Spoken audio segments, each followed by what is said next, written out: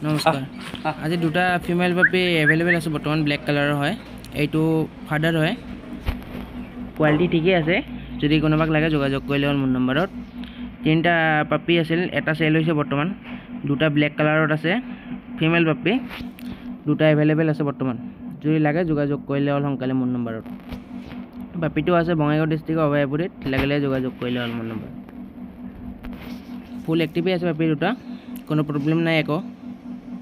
খেলি আছে বঢ়িয়া কৰি আড়াই মাহ বয়স হৈছে যদি লাগে যোগাযোগ কৰিলে হ'ল ঘৰৰ পাপি হয় হোম ব্ৰিডিঙৰ এইটো মাদাৰ হয় পাপিকেইটা ঠিকে আছে মাদাৰটো ভাল কোৱালিটি যদি লাগে যোগাযোগ কৰিলে হ'ল মোৰ নম্বৰত থেংক ইউ